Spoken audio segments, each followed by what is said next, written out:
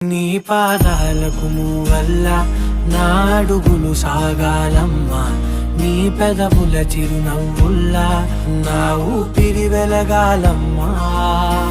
నిరంతరం నీ చంటి పాపల్లే ఉండాలి నేనన్నాళ్ళకి, నిన్ను దిలెంతగా ఎదగాలనుకోనే అమ్మా. అణువణువణు నీ కొలువే అమ్మా, ఎదసడిలో శృతిలయలు నువ్వే అమ్మా.